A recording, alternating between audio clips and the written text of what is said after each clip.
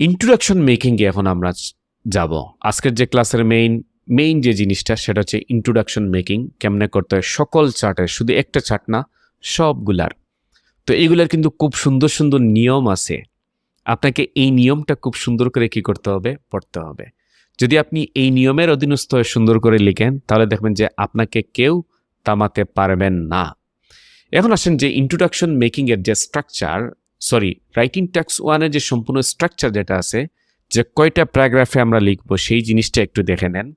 প্রথমে আমরা ইন্ট্রোডাকশন তৈরি করব, একটা সেন্টেন্সে লিখব, আর এমনিতে অযথা কোনো জিনিস লেখার কোনো দরকার নেই। তারপর আমরা ওভারভিউ আরম্ভ করব। তো ওভারভিউ আমরা কয়টা সেন্টেন্স লিখব? 2টা সেন্টেন্স।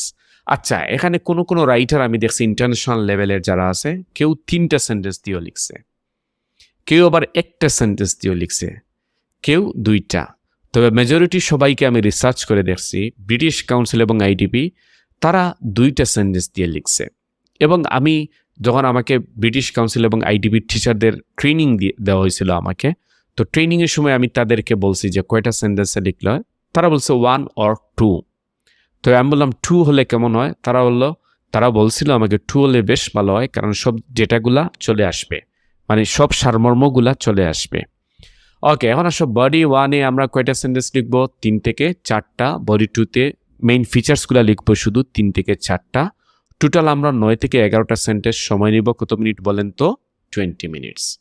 ঠিক আছে, এই 9 থেকে 11টা সেন্টেন্স লিখতে আপনি যদি এখন 30 মিনিটস লাগান তাহলে কি হবে বলেন? তাহলে কি হবে? না, এটা ওয়াইজ ডিসিশন নয়। এরকম আপনি জীবনেও করবেন না। একটু আগে কিন্তু কথাগুলো বলে দিছি, সো ওইগুলো মনে রাখবেন। ওকে, বারবার বলবো না। এবার আসেন আমরা সামনের দিকে একটু যাই। আমরা আজকে যে জিনিসটা জানবো, ইন্ট্রোডাকশন। তো ইন্ট্রোডাকশন করার আগে আমাদের যে জিনিসটা খুব বেশি প্রয়োজন হয় সেটা কি দিয়ে আপনাকে জানা আছে? ইন্ট্রোডাকশনের জন্য যে জিনিসটা আমাদের প্রয়োজন হয়, ইয়েস, সেটা হচ্ছে প্যারাফ্রেজিং। প্যারাফ্রেজিং জিনিসটা কি অ্যাকচুয়ালি? প্যারাফ্রেজিং জিনিসটা হচ্ছে গিয়ে বিশেষত আমাদের রাইটিংয়ে কাজে লাগে বেশি। সেটা হচ্ছে রাইটিং টাস্ক 1-এও কাজে লাগে, টাস্ক 2-তেও কাজে লাগে। আবার যখন আপনারা রিডিং মডিউল পাবেন সেখানেও কিন্তু সেম কথাগুলার প্যারাফ্রেজিং হিসাবে অনেক সময় প্যাসেজে অথবা প্রশ্নে দেওয়া হয়। তো এই প্যারাফ্রেজিং টেকনিকটা কিন্তু খুবই ইন্টেলেকচুয়াল একটা টেকনিক। এটা আপনাকে খুব সুন্দর করে বুঝতে হবে, জানতে হবে এবং প্রতিনিয়ত প্র্যাকটিস চালিয়ে যেতে হবে বুঝে বুঝে। তো কোন জিনিসগুলা? 3টা জিনিস তার প্রধানত প্যারাফ্রেজিং করা যায়। নাম্বার 1 আমি আপনাকে যেটা বলবো সেটা হচ্ছে সিনোনিম চেঞ্জ করে। নাম্বার 2 ওয়ার্ড ফরমেশন চেঞ্জ করে। যেমন ভার্ব আছে, আপনি তাকে যদি নাউনে লিখে ফেলেন তাহলে প্যারাফ্রেজিং হয়ে গেল। যেমন একটু আগে আমি দেখাইলাম রাইজ, আপনার নাউনটা কি? আর রাইজ। তাহলে এই যে আর রাইজ লিখার কারণে জিনিসটা প্যারাফ্রেজিং হয়ে গেছে কিন্তু। তারপর হচ্ছে নাম্বার 3 অ্যাক্টিভ থেকে প্যাসিভ এবং প্যাসিভ থেকে অ্যাক্টিভ। এটা তো ছোটবেলা থেকেই আপনি জেনে আসছেন, ক্লাস 8 থেকে অ্যাক্টিভ ভয়েস, প্যাসিভ ভয়েস আপনারা পাচ্ছেন। তারপর ক্লাস 9-10-এ অসংখ্য পড়লেন। যখন আপনারা ইন্টারে উঠলেন তখনও অনেক বেশি এগুলা প্র্যাকটিস করছিলেন। তারপরেও আপনারা চিন্তা করবেন না, আমার এই ক্লাসে গ্রামার আমি এমনভাবে শিখেছি আলহামদুলিল্লাহ, আপনি প্রত্যেকটা জিনিস হাতে কলমে শিখতে হবে। আর একটা ক্লাস যদি আপনি মিস দেন তাহলে দেখবেন যে আপনি পরের ক্লাসে আইসা ভুগতে হবে কিন্তু। যদিও আমি পরের ক্লাসটা খুব সুন্দরভাবেই মেইনটেইন করে ফেলি, কিন্তু আপনি কিন্তু ইন দ্য ফিউচার গিয়ে ধরা খাবেন। এর কারণে কোনো জিনিস আপনি ছাড় দিবেন না। ওকে? সো আসুন আমরা এখন যেটা নিয়ে আলোচনা করব, যেটা মেকিং শিখব সেটা হচ্ছে ইন্ট্রোডাকশন মেকিং শিখব। তাহলে চলুন আমরা ইন্ট্রোডাকশন মেকিং এ চলে যাই। ওকে? সো ইন্ট্রোডাকশন মেকিং এ ১ম যে জিনিসটা আমাদের কাজে লাগবে সেটা হচ্ছে, আচ্ছা আমি ১ম এ কেমনে কোনটা লিখা হয় না লিখা হয় সেইটার টাইম বন্টনটা আমি আপনাদের একটু বলে দেই। যেমন ১ম এ আমরা ইন্ট্রোডাকশনটা লিখব। তো এখানে প্রেফারেন্সটা করব। এখানে সেন্টেন্স লিখব একটা, সময় নেব ২ থেকে ৩ মিনিটস। তো হচ্ছে এরপরে আমরা ওভারভিউ লিখব। ওভারভিউ মানে হচ্ছে সামারি লিখা, মানে তার মেইন অংশটা। ২টা সেন্টেন্সে লিখব, সময় নেব ৩ থেকে ৫ মিনিট। তারপর হচ্ছে প্যারাগ্রাফ 3, এখানে কি ডিটেইলস লিখব। কয়টা সেন্টেন্স? ৩ থেকে 4টা, সময় নিব 5 মিনিটস। 4 প্যারাগ্রাফ 4 এ আমরা কি ডিটেইলস মানে প্রধান জিনিসগুলা, সব জিনিস না, যেটা প্রধান সেগুলা।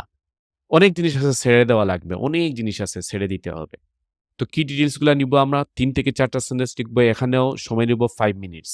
এটা যদি আপনি ক্যালকুলেট করেন তাহলে ওভারঅল 18 মিনিটস হয়। আপনার হাতে এখনো 2 মিনিটস বাকি আছে।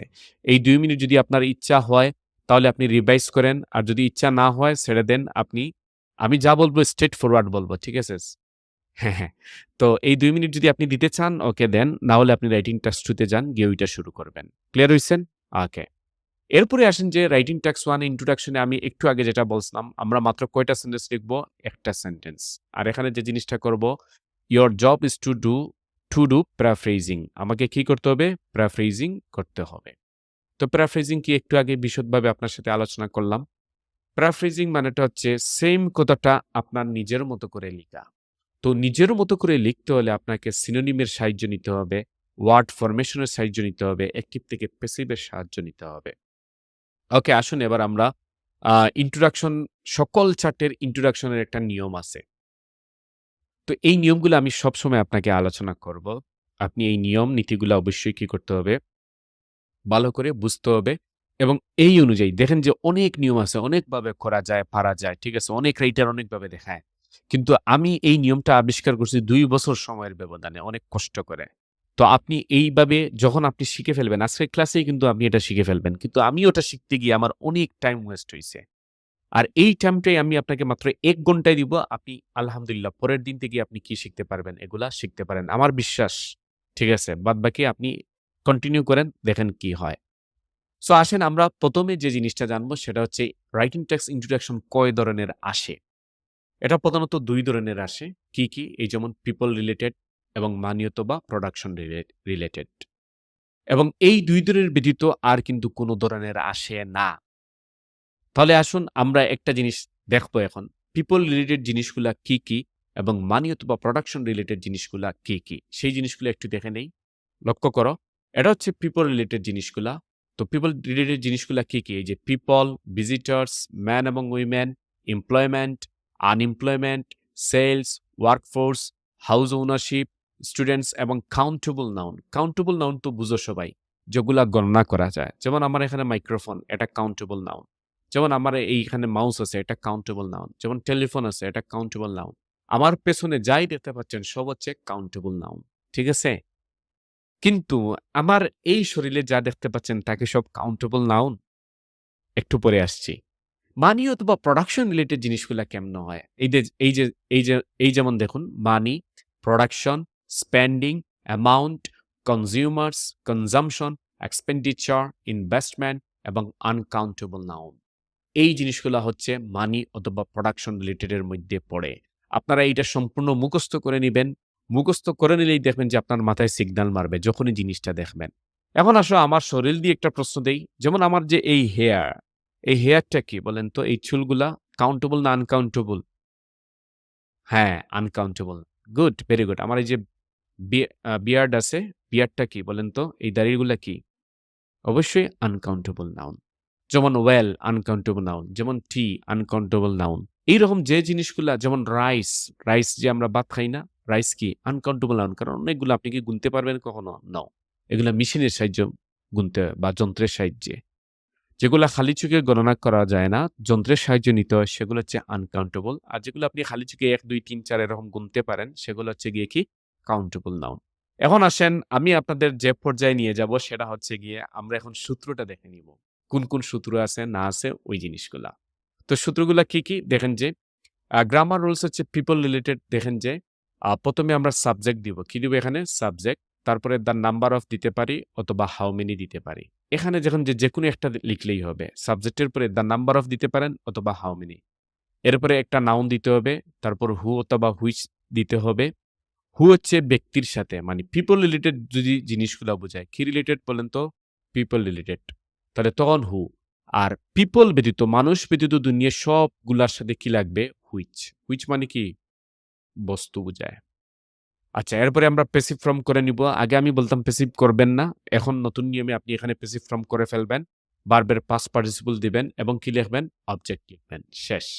এখন আসো পিপল রিলেটেড পরে আমরা যেটা নিয়ে আলোচনা করব সেটা হচ্ছে মানি অথবা প্রোডাকশন রিলেটেড। তো এটার নিয়মটা হচ্ছে আগে সাবজেক্ট লিখবেন, তারপর দ্য অ্যামাউন্ট অফ অথবা হাউ মাচ। কি লিখবেন এখানে? How much. তারপরে নাউন দিবেন, হুইচ, এরপরে ওটাকে প্যাসিভ ফর্মে করবেন, ভার্বের পাস্ট পার্টিসিপল দিবেন এবং কি দিতে হবে? অবজেক্ট। দেখো এইটার সাথে এইটার একটু কিন্তু কি আছে? চেঞ্জ আছে কিন্তু। মানে এখানে দেখো হু অথবা হুইচ এর মধ্যে আপনার এখানে যেকোনো একটা জিনিস হবে। কিন্তু এখানে দেখেন মাত্র কি হবে? হুইচ হবে। সবসময় কি হবে? হুইচ। আবার দেখেন এখানে দ্য নাম্বার অফ, কিন্তু এখানে দ্য অ্যামাউন্ট অফ, এখানে হাউ মেনি, এখানে কিন্তু কি হবে হাউ মাচ। এই জিনিসগুলো একটু দেখে রাখবেন। ক্লিয়ার হইছেন? ওকে। সো ডিয়ার স্টুডেন্টস, আমি মাত্র আপনাদের ২ মিনিট টাইম দিলাম। ২ মিনিট। সো যারা আছেন বা এই ভিডিওটি আপনি যারা দেখতে পাচ্ছেন ২ মিনিট টাইম দিলাম। এই ২ মিনিটের ভিতর প্লিজ দয়া করে আপনি এই যে পিপল রিলেটেড জিনিসগুলা জুড়ে পড়েন, মানি অথবা প্রোডাকশন রিলেটটা লাউডলি পড়েন। তারপর পিপল রিলেটেড, মানি অথবা প্রোডাকশন রিলেটেড এই সূত্রটা মুখস্থ করেন। কারণ একটু পরে গিয়ে আমাদের কাজে লাগবে। Okay? Only 2 minutes. Start now.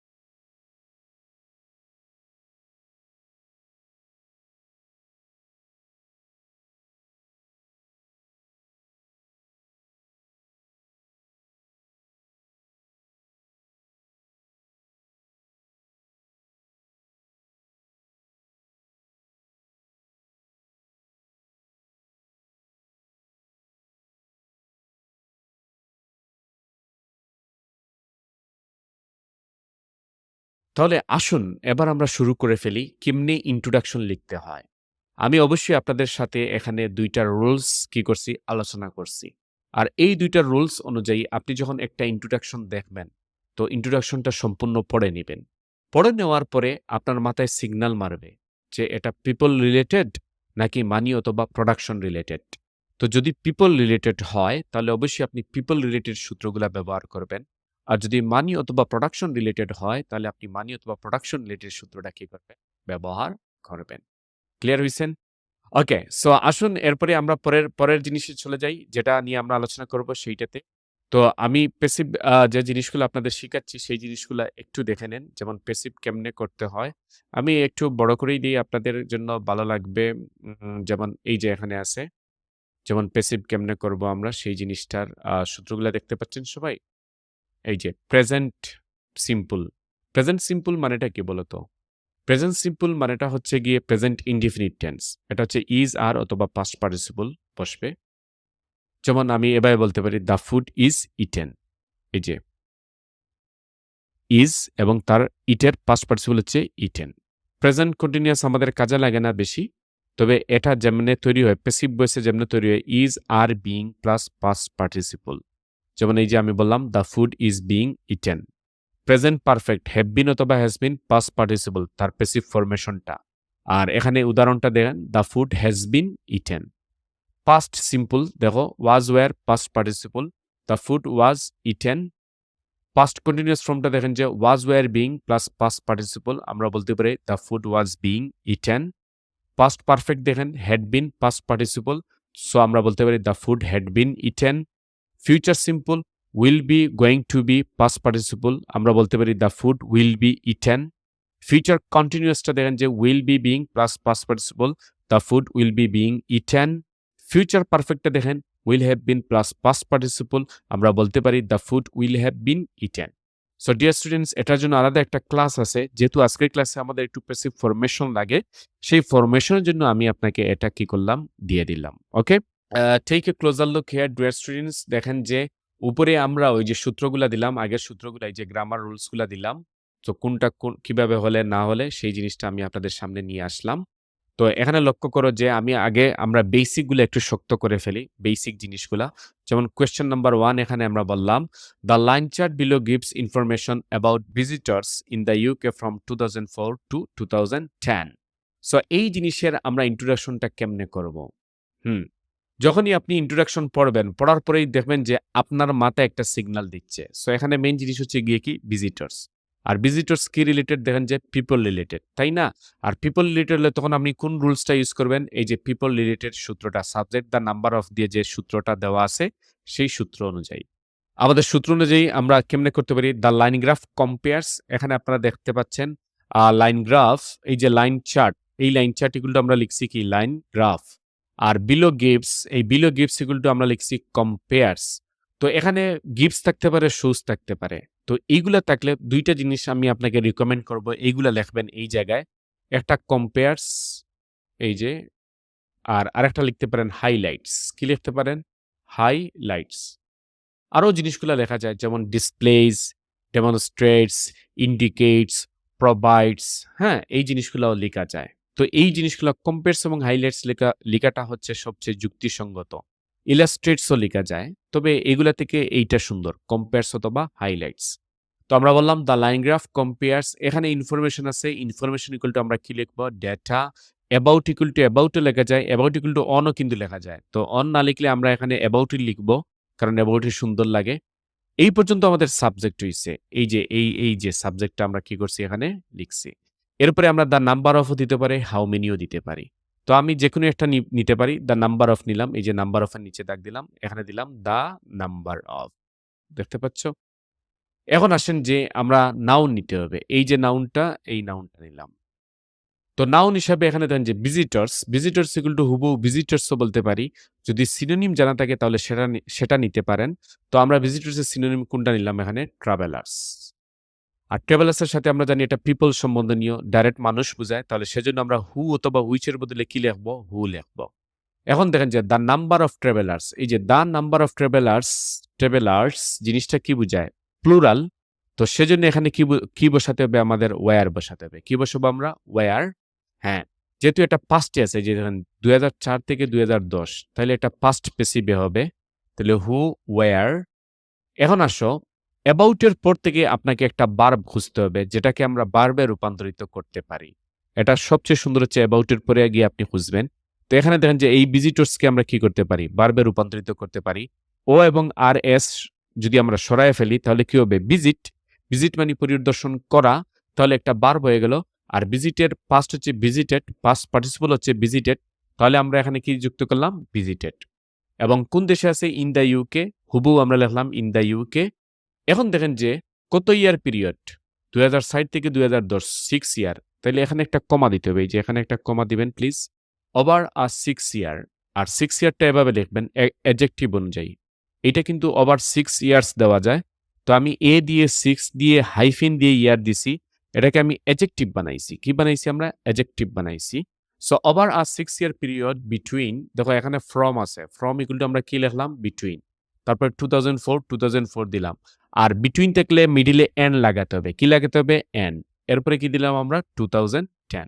Are from যদি লাগান তাহলে এই যে ফ্রমের সাথে কি লাগাতে হবে? টু লাগাতে হয়। তো আমি এই আনসারটা এখন সম্পূর্ণটা পড়ি, যেটা আমি প্যারাফ্রেজ করলাম। The line graph compares data about the number of travelers who were visited in the UK over a 6-year period between 2004 and 2010. আশা করছি আপনারা এখন ভালো করে বুঝতে পারছেন। এটা কিন্তু আরো অন্য উপায়ে করা যায়। কেমনে করা যায়? দেখো যে এই যে আমি একটু আগে বলেছিলাম আপনাকে, এই যে দ্য নাম্বার অফ এর জায়গায় আমরা কি দিতে পারি? এই যে হাউ মেনি দিতে পারি। তাহলে ওটা আবার সেম, আগের মতোই সবকিছু সেম। তাহলে আমি যদি একবার পড়ি, the line graph compares data about how many travellers who were visited in the UK, এখানে কমা হবে, কমাটা আমি ধেই নাই, আচ্ছা ঠিক করে দিব আপনাদের। Over a 6 year period between 2004 and 2010। শেষ। আরো ভাবে কেমনে করা যায়? আরো কোন উপায়ে করা যায়? আচ্ছা তাহলে দেখি আমরা। আচ্ছা, এর আগে দেখেন যে শোজ এবং গিভস ইকুয়াল টু, প্রশ্ন যদি শোজ এবং গিভস থাকে বা যেকোনো জিনিস থাকলে আমরা কম্পেয়ার্স দিতে পারি অথবা হাইলাইটস। এছাড়াও আর কোন জিনিসগুলা দিতে পারি? দেখো, ডিসপ্লেস লিখতে পারি, ইলাস্ট্রেটস লিখতে পারি, ডেমনস্ট্রেটস লিখতে পারি, প্রপার্টস লিখতে পারি। এই যে রিফ্লেক্টস লিখতে পারি, ইন্ডিকেটস লিখতে পারি, ইলাস্ট্রেটস, আরো ব্লা ব্লা অনেক জিনিস আছে, এগুলা কি করা যায়? লিখা যায়। ওকে, সো ডিয়ার স্টুডেন্টস, দেখলেন তো সবাই কেমনে আমরা করতে পারি না করতে পারি। ওকে, এবার আসুন আমরা আমাদের সামনের দিকে আবার একটু যাই। যেমন অল্টারনেটিভ ওয়েতে আমরা কেমনে করতে পারি? অল্টারনেটিভ ওয়ে, এই সেম কোয়েশনটা আমরা অল্টারনেটিভ ওয়েতে চেঞ্জিং সিনোনিম, মানে সিনোনিম চেঞ্জ করে কেমনে করতে পারি, এটাকে বলা হয় সিনোনিম চেঞ্জ করে। দেখো, ওই সেম আগের প্রশ্নটাই দেখতে পাচ্ছেন না আপনারা সবাই? দেখো এখানে আমরা কি বলছি? The line chart below gives information about visitors in the UK from 2004 to 2010। তো আমরা বললাম এভাবে, the line graph compares data about the line chart equal to কি বললাম আমরা, line graph. Gives equal to কি বললাম আমরা, কম্পেয়ার্স। আর ইনফরমেশন ইকুয়াল টু কি বললাম আমরা, ডেটা। অ্যাবাউট ইকুয়াল টু অ্যাবাউটও বলতে পারি অথবা অনও বলা যায়, এখানে অনও বলা যায় কিন্তু, হ্যাঁ। আর ভিজিটর্স, এখানে অ্যাবাউট দিছি আমি, অ্যাবাউটই থাকুক। আর ভিজিটর্স এগুলো আমরা কি বলছিলাম, ট্রাভেলার্স।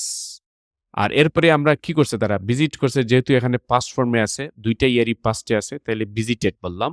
কোথায় ভিজিটেড করছে তারা, ইউকেতে, ভিজিটেড দ্য ইউকে। এরপরে দেখেন যে over a period of 6 years, ওই যে পিরিয়ডটা নিয়ে নিলাম 2006 থেকে 2010, কত বছরের ডিফারেন্স, 6 ইয়ার্সের ডিফারেন্স। তো এভাবে বললাম আমরা over a period of 6 years. আর এখানে ফ্রম আছে, ফ্রম ইকুয়াল টু কি লিখলাম, বিটুইন 2004 and 2010। এভাবে লিখলেও আপনারটা হবে। কোনটা সুন্দর বেশি? নিশ্চয়ই প্রথমটা সুন্দর বেশি, যে এইটা এবং এইটা সুন্দর বেশি। তো আমি মনে করছি যে আপনারা এইটা দিয়ে লিখলে সবচেয়ে সুন্দর হবে এবং খুবই ইমপ্রেসিভ একটা লেখা লিখতে পারবেন, ইন্ট্রোডাকশন। সো এখন আসেন যে আমরা পরবর্তীতে এটা পিপল রিলেটেড দেখলাম, তো এখন একটা মানি অথবা প্রোডাকশন রিলেটেডটা দেখে নেই। তো মানি এবং প্রোডাকশন রিলেটেডটা আবার সেম আমি আরেকটা কোয়েশ্চেন নিয়ে আসলাম। এখানে বললাম the bar graph below shows data about T production in China between 1978 and 1985। আর এই যে কথাটা লিখছি, এই কথাটা হচ্ছে সব রাইটিং টেক্সট 1 এর সাথে লিখে দেওয়া থাকে। এটা আমাকে কিছু করতে হবে না, জাস্ট এই প্রথম অংশটা আমাদের প্যারাফ্রেজ করলেই আমাদের ইন্ট্রোডাকশন হয়ে যায়। সো এটাকে যদি আমি আমাদের নিয়ম অনুযায়ী করে ফেলি, তাহলে দেখেন যে এখানে আমরা বললাম the bar graph equal to আমরা বললাম দ্য বার চার্ট। এই যে বিলো শোজ ইকুয়াল টু বললাম হাইলাইটস। এই যে ডেটা আছে, ডেটা ইকুয়াল টু আমরা কি বললাম বলেন তো, ডেটা ইকুয়াল টু কি বললাম, ডেটা ইকুয়াল টু আমরা বললাম ইনফরমেশন। এই যে data equal to information. About equal to about নিলাম। আর এটা যেহেতু প্রোডাকশন রিলেটেড, তাহলে আমরা কি লিখলাম, এই যে দ্য অ্যামাউন্ট অফ। আর এরপরে এখানে নাউন হিসাবে কি আছে, এই যে টি আছে, তাহলে আমরা কি নিলাম, টি নিলাম, দ্য অ্যামাউন্ট অফ টি। এরপরে হুইচ নিলাম। আর টি জিনিসটা হচ্ছে আনকাউন্টেবল নাউন, আর আনকাউন্টেবল নাউন সবসময় সিঙ্গুলার হয়।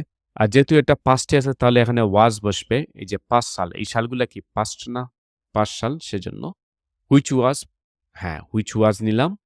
এরপরে দেখেন যে এখানে বার্ব নিতে হবে, এবং এই বার্বটা দেখেন যে এই যে প্রোডাকশন, অ্যাবাউটের পর থেকে নিব। আমি আগেও বলছি এই যে প্রোডাকশন, এটার নাউন হচ্ছে, সরি বার্ব হচ্ছে প্রডিউস। তো এটার পাস্ট হচ্ছে প্রডিউসড, আর পাস্ট পার্টিসিপল হচ্ছে প্রডিউসড, সেম ইডি লাগবে। তাহলে আমরা এখানে প্রডিউসড লিখলাম। ইন চায়না যেভাবে আছে ওভাবে। এখন দূরত্বটা লিখবো, কত ইয়ার, 1978 থেকে 1985, কত, 7 ইয়ার। তাহলে আমরা বলবো ওভার আ 7 ইয়ার পিরিয়ড। আর এখানে দেন যে বিটুইন আছে, আমরা ফ্রম লাগালাম 1978 to 1985। এইভাবে খুব সুন্দর করে আপনারা ধরে ধরে সুন্দর করে কি করবেন, ইন্ট্রোডাকশনটা লিখবেন। যদি এভাবে লিখতে পারেন, তাহলে দেখবেন যে আপনার জন্য খুব ইজি লাগবে, সব ইজি লাগবে। এইটা এভাবেও করা যায়, এই যে হাউ মাচ দিয়ে করা যায়। কি দিয়ে করা যায়, এই যে হাউ মাচ, সেম, সবকিছু সেম। জাস্ট এখানে আপনি দ্য অ্যামাউন্ট অফ এর পরিবর্তে এখানে কি লাগালেন, আপনি হাউ মাচ লাগালেন। যদি আমি একবার পড়ি, তাহলে কেমনে হয়, the bar chart highlights information about how much T which was produced in China over a 7 year period from 1918 to 1985। I hope আপনারা খুব সুন্দর করে বুঝতে পারছেন। সো আসেন ডিয়ার স্টুডেন্টস, আমরা পরবর্তীতে যাই অল্টারনেটিভ ওয়ে, এই যে চেঞ্জিং সিনোনিম দিয়ে কেমনে করতে পারি। তো এখানে বলা আছে দ্য বার গ্রাফ, আমরা আগের নিয়ম অনুযায়ী the bar chart, graph equal to কি বলতে পারি, বার চার্ট। এই যে বিলো শোজ ইকুয়াল টু আমরা কি বলতে পারি, হাইলাইটস। এই যে ডেটা ইকুয়াল টু কি বলতে পারি আমরা, ইনফরমেশন। তারপরে অ্যাবাউট দিতে পারি, হুবহু অ্যাবাউটও আছে এখানে। আর টি প্রোডাকশন, এই যে টি প্রোডাকশন ইকুয়াল টু আমরা কি লিখতে পারি, এই যে দেখেন টি প্রডিউসড, কি লিখতে পারি, টি প্রডিউসড। আর কোন দেশে করছে, ইন চায়না। ইন চায়না আবার হুবহু লিখলাম। আর কত ইয়ার পিরিয়ড, 1978 থেকে 1985, 7 ইয়ার। তাহলে আমরা বললাম ওভার আ, হ্যাঁ এভাবে বললাম over a period of 7 years from, দেখেন যে এখানে বিটুইন আছে, তাইলে ফ্রম লাগলাম 18 to 1985। That's all. Okay. So এবার আসুন আমরা পরবর্তীতে পেলেন যে আমরা কোন নিয়মে করতে পারি, কিভাবে করতে পারি, না করতে পারি সেই জিনিসটা। এরকমভাবে আমি আপনাদের আরো সামনে গিয়ে আরো নিয়ম দেখাতে পারি। তো ডিয়ার স্টুডেন্টস এই সময় আমি আপনাদের যে জিনিসগুলা দেখাইছি সেগুলা ছিল বেসিক এবং বেসিক যদি আপনার শক্ত না হয় তাহলে কিন্তু আপনাকে আমি যতই অ্যাডভান্স এ নিয়ে যাই না কেন, আপনি শুধু ভুল করবেন। আর আমি ইংরেজিতে এতদিন ধরে ২০১০ সাল থেকে আজ কত ২০২৪ সাল, তাই না? এই ১৪ টা বছর রিসার্চ করে যে জিনিসটা পেয়েছি ইংলিশের, সেটা হচ্ছে আপনার যদি বেসিক মজবুত থাকে, এই যেমন যেগুলো আমি আপনাকে শিখালাম, তারপর আমি একটু অ্যাডভান্স এ নিয়ে গেলেই জাস্ট একটু দেখা মাত্রই আপনি কি করবেন? পারবেন। যেমন আমরা ওখানে প্রোগ্রামিং কোর্স করি, তাই না? যেমন সিএসসি তে যদি কেউ পড়ে তাহলে দেখবেন যে সে অনেক প্রোগ্রামিং কোর্স আছে তার। জাভা আছে, পাইথন আছে, সি প্লাস প্রোগ্রামিং আছে। তো এগুলার নিয়মটা হচ্ছে ১ম এ বেসিক, পরে প্রি ইন্টারমিডিয়েট, পরে অ্যাডভান্সড। এইরকম বেসিক, মিডিয়াম, অ্যাডভান্সড। কিন্তু আমার ইংরেজিতে আমি যতটুকু দেখছি সেটা হচ্ছে আপনার বেসিক মজবুত, এভরিথিং ইজ ক্লিয়ার। আর বেসিক যদি আপনার মজবুত না হয়, আপনাকে যত সুন্দর করে আমি শিখাই না কেন, লাভ হবে না। সো এই জিনিসগুলো আপনারা অবশ্যই সুন্দর করে শিখছেন। এখন আসেন আমি চলে যাব আপনাদেরকে নিয়ে অ্যাডভান্সড এ। এবং অ্যাডভান্সডেও দেখবেন যে এই যে সেম রুলস গুলা আমরা কি করব এখানে এপ্লাই করব।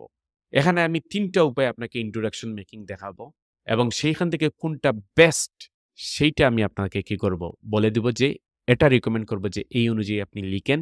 খুব সুন্দর হবে, ইমপ্রেসিভ হবে। এক্সামিনার আনসার দেখে ইমপ্রেস হয়ে যাবে। ক্লিয়ার হইছেন? আসুন তাহলে আমরা ওটা করে ফেলি যে আমরা এখন যেটা শিখব সেই জিনিসটা।